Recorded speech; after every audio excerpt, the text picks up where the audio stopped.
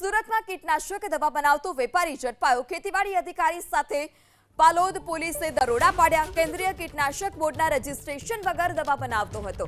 માંગરોળના પીપોદરા ગામે દરોડા પાડવામાં આવ્યા। હાઈબોન્ડ ઇન્ડસ્ટ્રીયલમાં સેન્ડોઝ એગ્રી ઇન્ડિયામાં દરોડા પાડવામાં આવ્યા છે।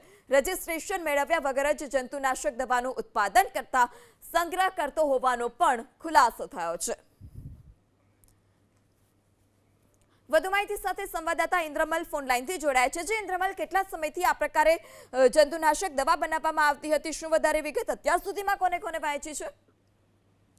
બિલકુલ, તે સમગ્ર બાબતની હાલ છે તે પોલીસ તપાસ કરી રહી છે, પરંતુ જે ખેતીવાડી અધિકારી છે તેને માહિતી મળી હતી અને ખેતીવાડી અધિકારી સાથે પાલોદ પોલીસે છે તે આ જે દુકાન છે ત્યાં દરોડા પાડ્યા હતા। દુકાન પણ કહી શકાય કે એક નાની એવી કારખાનું જેવું હોય ત્યાં છે તે દરોડા પાડ્યા હતા।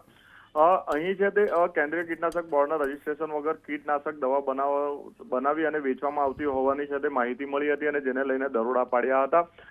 લાયસન્સિંગ ઓથોરિટીની જાણ બહાર એક સ્થળે જે લાયસન્સ મેળવ્યું હતું અને અન્ય સ્થળે એ જ લાયસન્સ પર આ વેપલો ચાલી રહ્યો હોવાનું પણ હાલ છે તે ફરિયાદની અંદર ઉલ્લેખ કરવામાં આવ્યો છે। તેમજ વેચાણ અંગેના સ્ટોક રજીસ્ટર જે નિભાવવાના હોય છે તેમાં પણ વેચાણ બિલની અધૂરી વિગતો દર્શાવવામાં આવી હોવાનું પણ સામે આવ્યું છે।